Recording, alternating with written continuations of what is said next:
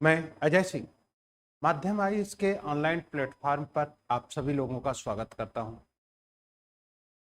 जैसा कि मैंने आप लोगों को पिछले वीडियो में यह बताया था कि मैं राजनीति विज्ञान एक वैकल्पिक विषय के रूप में यूपीएससी या संघ लोक सेवा आयोग की मुख्य परीक्षा के लिए कितना महत्वपूर्ण और पॉपुलर सब्जेक्ट है उसको लेकर एक थोड़ी सी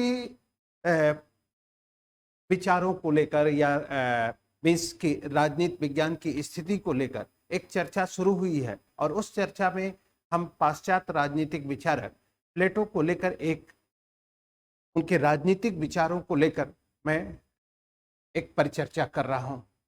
अब उस परिचर्चा में मैंने कल आप लोगों से जिक्र किया था कि प्लेटो के विचारों पर उसके गुरु सोक्रेटिस का प्रभाव पड़ता है। सोक्रेटिस को यूनान की प्रजातांत्रिक सरकार ने विष का प्याला पीने के लिए विवश कर दिया और उस विष के प्याला पीने के कारण इस घटना ने प्लेटो के व्यक्तित्व पर इतना अधिक प्रभाव पड़ा कि प्लेटो भी कहता है कि प्रजातंत्र अज्ञानी और मूर्खों का शासन है। उसके पश्चात जब प्लेटो अपने राजनीतिक विचारों का प्रतिपादन करता है तो प्लेटो सुकरात के विचारों यानी अपने गुरु के विचारों को स्थापित करने का विचार देता है और करने के विचार देने के बाद वह एक वास्तविक स्थिति को करता है और कहता है कि वर्च्यू इज नॉलेज, जो वास्तव में उसके प्लेटो के गुरु सुकरात का विचार है। क्योंकि ज्ञान को दो रूप में, बाह्य ज्ञान और वास्तविक ज्ञान। बाह्य ज्ञान के बारे में कहा गया, सुकरात कहते हैं कि बाह्य ज्ञान देखने में सत्य लगता है लेकिन वह सत्य है नहीं। वास्तविक ज्ञान जो ज्ञान है, जो एक्चुअल है, और यह मनुष्य की निधि है जिसे मनुष्य प्राप्त करना चाहता है। ये मनुष्य के जीवन का अंतिम लक्ष्य है। उसके पश्चात इसी ज्ञान के इसी स्रोत के रूप में सोक्रेटिस दो चीजों की बात करते हैं, एक लोकमत पर आधारित सद्गुण और एक वास्तविक सद्गुण।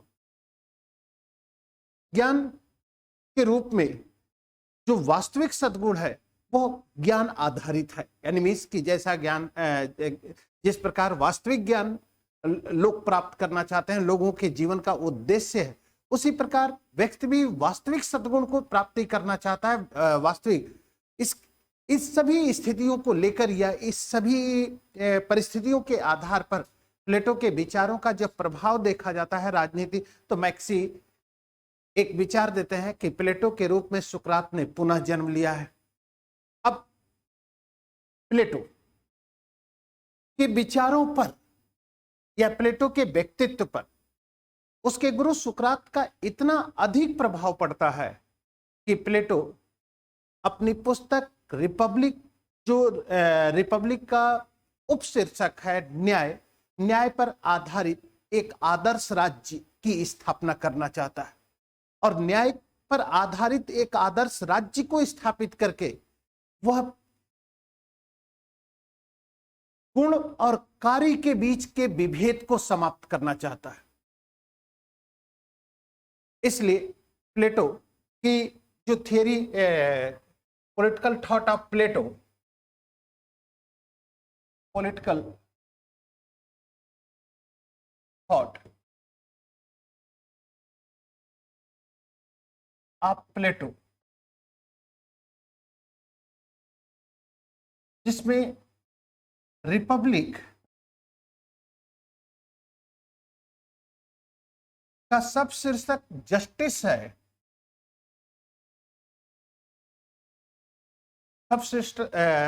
सब टाइटल या उपशीर्षक जस्टिस है। इस न्याय पर आधारित एक आइडियल स्टेट में आदर्श राज्य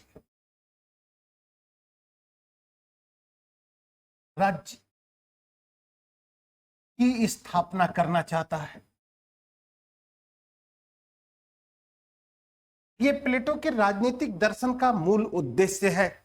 प्लेटो इस राजनीतिक दर्शन के माध्यम से या इस राजनीतिक दर्शन के द्वारा जिस आदर्श राज्य को स्थापित करना चाहता है, जिस आदर्श राज्य को स्थापित करने का प्रयास करता है, उसका आधार न्याय है। अगर न्याय की बात की जाए, जस्टिस थियरी ऑफ प्लेटो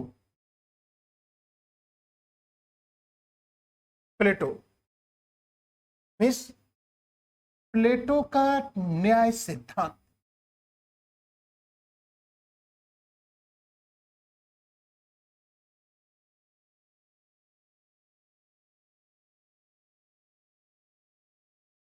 प्लेटो के न्याय सिद्धांत की स्थिति, प्लेटो की या प्लेटो का अगर विचार देखें या प्लेटो के न्याय सिद्धांत, तो प्लेटो पहले एथेंस में जो न्याय सिद्धांत थे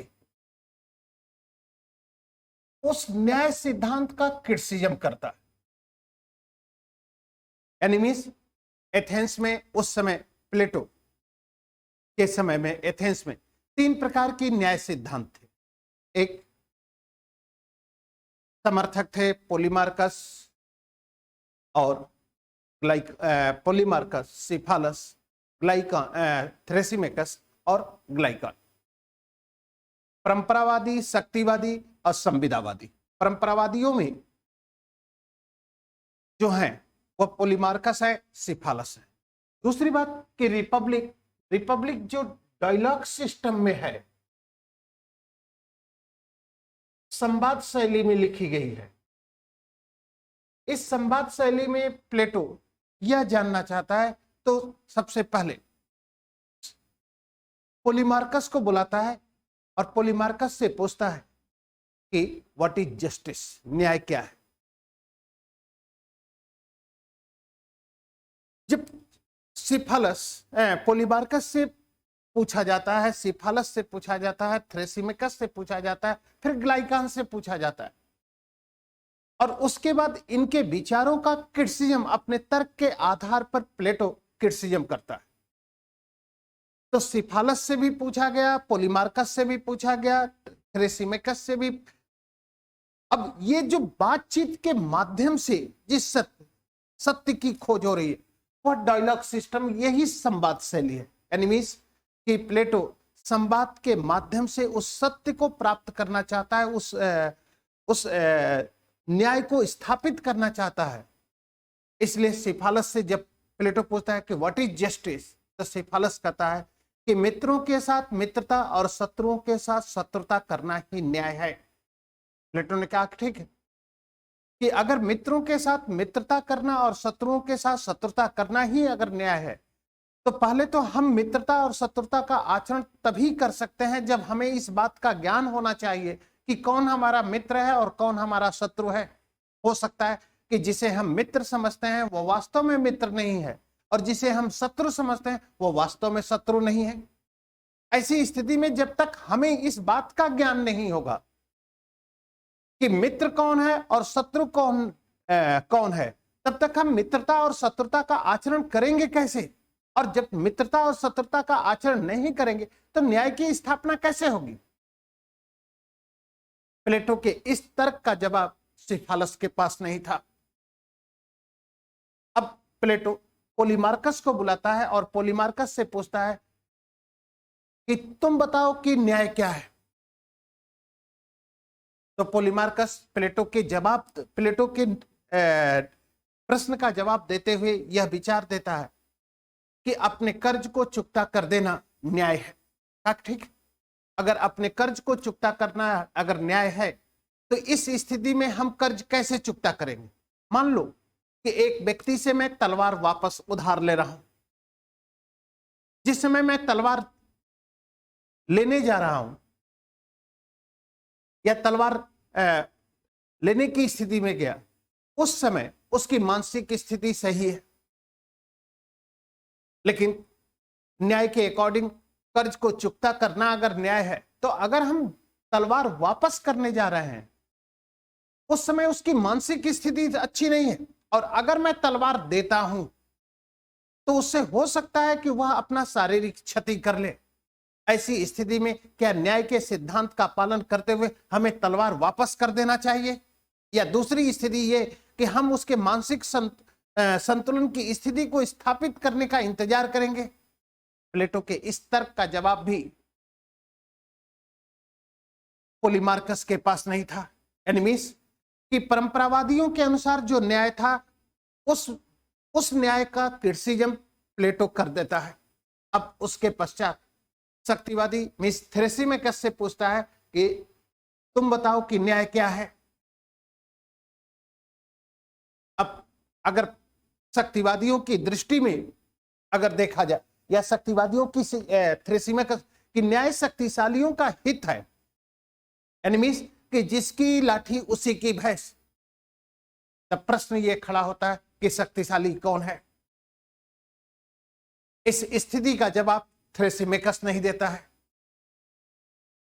अब जब स्थिति का जवाब नहीं देता है तो न्याय सिद्धांत थ्रेसिमेकस के अकॉर्डिंग अगर शक्तिशालियों का हित है, यानी सिर्फ शक्तिशालियों के हित के अकॉर्डिंग कार्य किया है, तो शक्तिशाली है कौन? जबकि शक्ति की अवधारणा एक सापेक्ष अवधारणा है और सापेक्ष अवधारणा के अकॉर्डिंग अगर न्याय की स्थिति को देखें तो न्याय की स्थिति यह है कि शक्तिशाली कमजोरों की तुलना में शक्तिशाली का कंसेप्ट है। और अगर कमजोर की तुलना में और कमजोर अगर ज्यादा है, बहुमत ज्यादा है, या शक्तिशाली समाज में कोई भी व्यक्ति शक्तिशाली होगा तो अन्य सभी लोग कमजोर होंगे। तो क्या न्याय की स्थापना यह है कि अन्य सभी लोग कमजोर हों और अन्य सभी लोगों की स्थिति कमजोर हो, और न्याय यही कहता है कि सिर्फ हम शक्तिशालियों के हित में कार्य करें? प्लेटो के इस तर्क का जवाब थ्रेसिमेकस के पास नहीं था। अब ग्लाइकान से पूछता है। ग्लाइकान से पूछने के पश्चात प्लेटो पूछता है ग्लाइकान से पूछता है कि न्याय क्या है। ग्लाइकान कहता है कि न्याय भय का शिशु है। प्लेटो ग्लाइकान के विचारों को भी अपने तर्क की कसौटी पर कसा, और जब अपने तर्क की कसौटी पर कसता है तब अन्य विचारों के समान अन्य न्याय के परंपरावादी एथेंस में प्रचलित न्याय सिद्धांतों के अनुसार ग्लाइकान का विचार भी ध्वस्त हो जाता है। इसलिए एथेंस में जो न्याय सिद्धांत प्रचलित थे उस न्याय सिद्धांत के प्रचलित न्याय सिद्धांत की आलोचना करने के बाद जब प्लेटो ने अपने न्याय सिद्धांत की व्याख्या की या अपने न्याय सिद्धांत का प्रतिपादन किया और विचार दिया कि व्यक्ति की आत्मा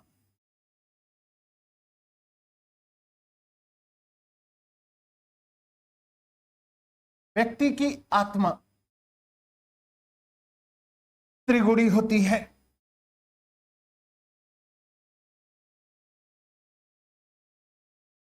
मीन्स कि व्यक्ति की आत्मा में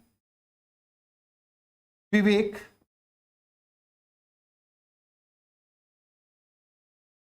साहस,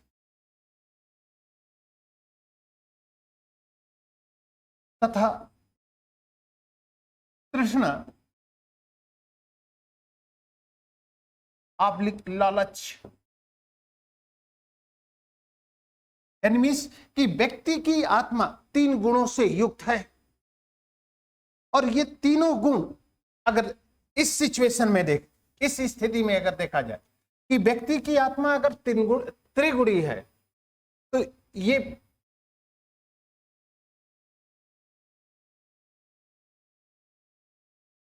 विवेक, शौर्य, आब्लिक साहस,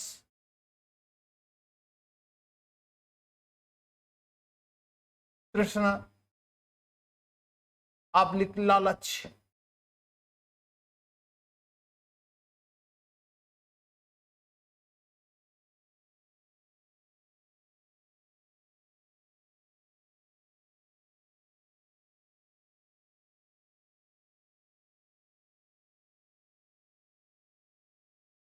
क्लियर?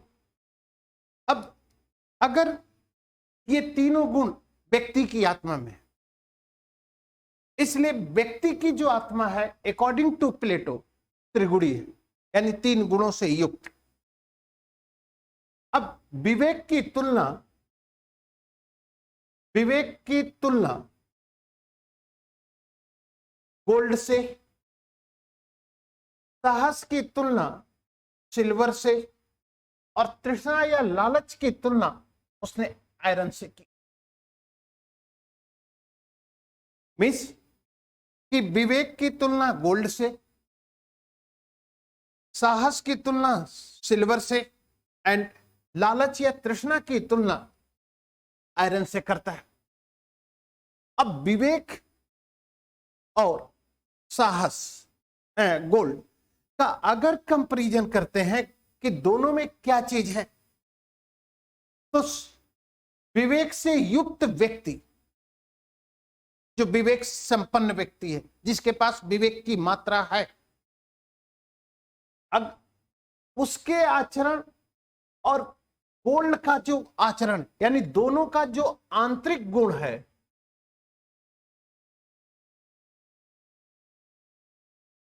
आंतरिक गुण यानी मीन्स इंटरनल कैरेक्टर, वह है लचीलापन का।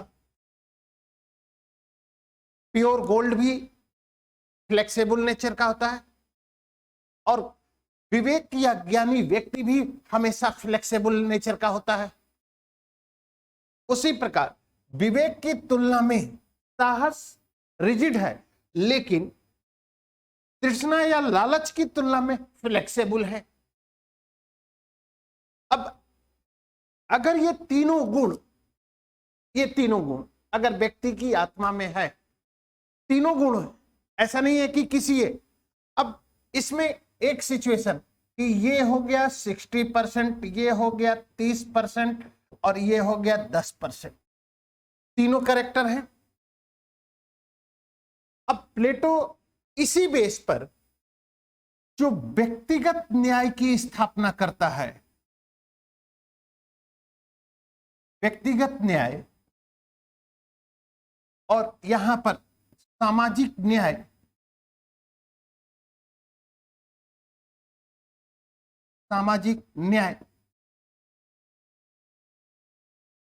व्यक्तिगत न्याय मीन्स विवेक,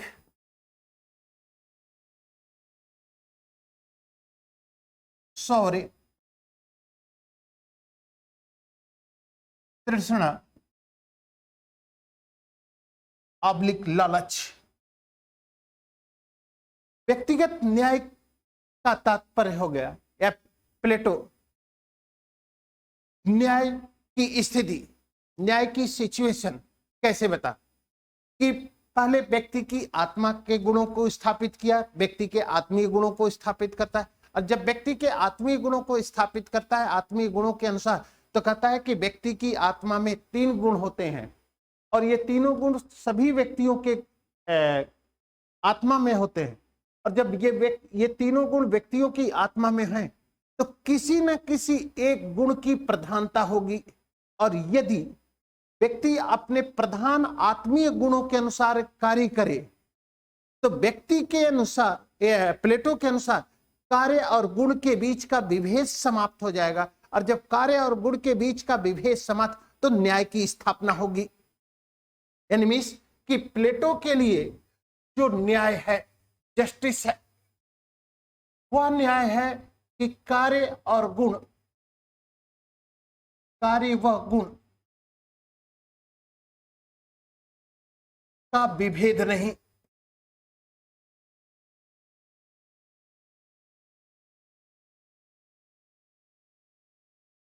और यही व्यक्ति के नैतिक विकास का कारण है।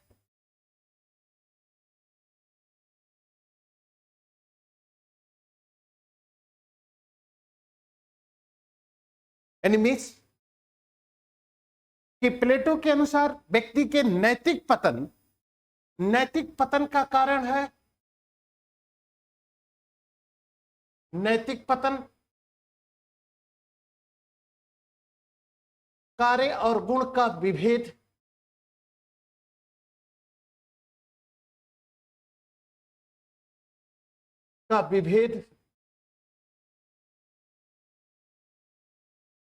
नैतिक विकास है, मोरल डेवलपमेंट है,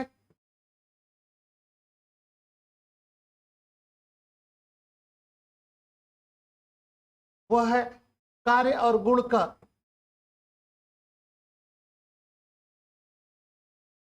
का विभेद नहीं।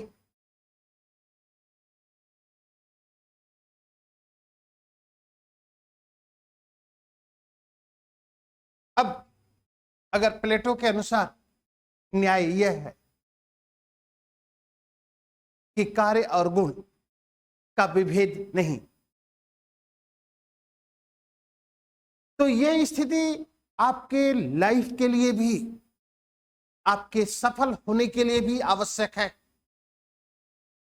जैसे मान लीजिए एज ए स्टूडेंट, आप स्टूडेंट हैं और स्टूडेंट होने के नाते एक आप संघ लोक सेवा आयोग की तैयारी कर रहे हैं, आप आईएएस एस्पिरेंट हैं, लेकिन कैरेक्टर आप में आईएएस एस्पिरेंट का है, लेकिन जो आचरण है वह आईएएस एस्पिरेंट का नहीं है। अब जब आचरण नहीं है तो सफलता कैसे मिलेगी? जैसे मैं आपसे कहूं कि एक दिन, किसी भी दिन आप दिन भर घूमिएगा, पढ़िएगा मत,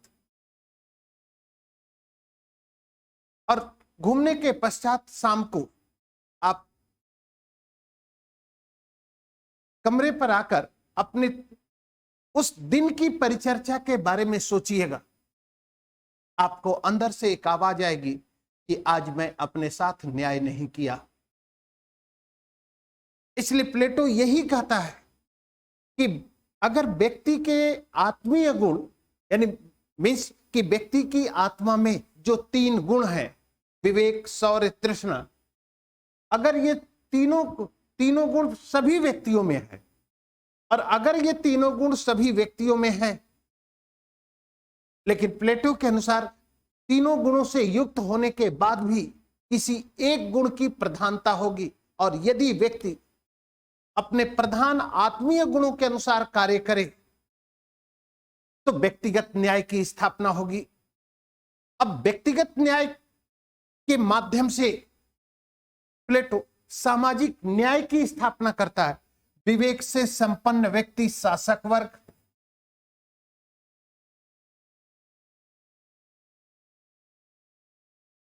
शौर्य से संपन्न व्यक्ति सैनिक वर्ग,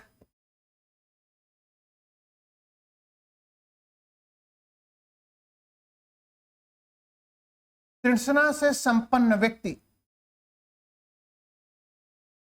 उत्पादक वर्ग, governing class, military class and production class. यानी मीन्स कि व्यक्ति के आत्मीय गुणों के अनुसार समाज में 3 वर्ग बनते हैं, और व्यक्ति के आत्मीय गुणों के अनुसार अगर समाज में 3 गुण बनते हैं, 3 वर्ग बनते हैं, और समाज के ये तीनों वर्ग अपने अपने कर्तव्य और दायित्वों का पालन करते हुए किसी दूसरे के कार्यों में हस्तक्षेप न करें, तो according to Plato that is the establishment of the social justice, means सामाजिक न्याय की स्थापना होगी। और जब सामाजिक न्याय की स्थापना होगी, सामाजिक न्याय को स्थापित किया जाएगा, तो लोगों का नैतिक विकास होगा। क्योंकि अगर शासक विवेक से संपन्न व्यक्ति है तो उसके अंदर वास्तविक ज्ञान है, और वास्तविक ज्ञान प्रत्येक व्यक्ति की निधि होती है। प्रत्येक व्यक्ति चाहता है कि उस वास्तविक ज्ञान को प्राप्त करे, और वास्तविक ज्ञान के माध्यम से जो सद्गुण होगा, वह सद्गुण उसके व्यक्तिगत हित के जगह पर लोगों के हित या कल्याण की बात करेगा। इसलिए इसी सिद्धांत के आधार पर एक कमेंट आता है कि राज्य व्यक्ति का विस्तृत रूप है। प्लेटो कहता है कि राज्य व्यक्ति का विस्तृत रूप है, और प्लेटो यह भी कहता है कि अगर राज्य या समाज का निर्माण व्यक्ति के चरित्र से होता है, तब उस पर विचार देता है कि राज्य का निर्माण ओक वृक्ष और चट्टानों से ना होकर बल्कि व्यक्ति के नैतिक चरित्र से होता है। अगर व्यक्ति का नैतिक विकास या व्यक्ति का नैतिक चरित्र इस प्रकार का है या इस स्थिति का है, तो ऐसी स्थिति में वह राज्य भी नैतिक होगा और उस राज्य में रहने वाले लोग भी नैतिक विकास करेंगे।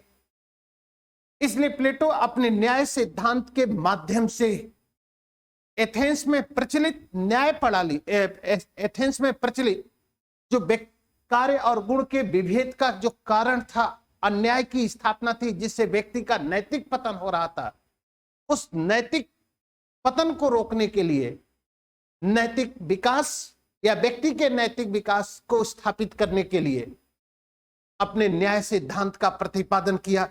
और न्याय सिद्धांत के प्रतिपादन को लेकर या न्याय सिद्धांत के प्रतिपादन की स्थिति को लेकर प्लेटो इस न्याय की स्थापना के लिए प्लेटो ने एनिमीज रिपब्लिक,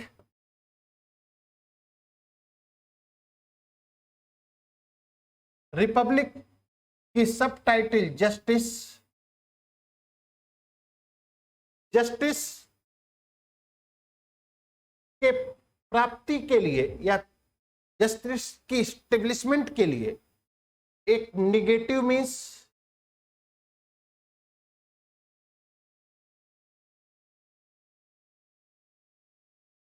नकारात्मक साधन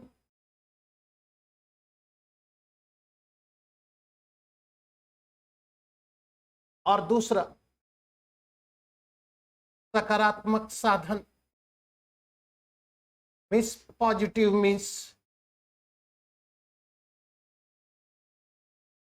नकारात्मक साधन के अंतर्गत प्लेटो साम्यवाद का सिद्धांत देता है और नकारात्मक साधन के अंतर्गत शिक्षा व्यवस्था का।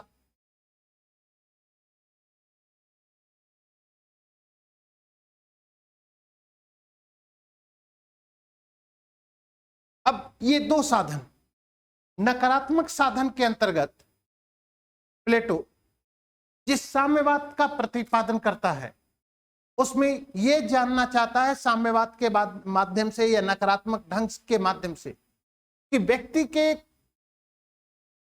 आत्मीय गुणों के अनुसार कार्य करने में कौन सी बाधा है, यानी उन तत्वों की खोज करता है जो व्यक्ति के उसके गुणों के अनुसार कार्य करने के लिए अवरोध खड़ा करता है।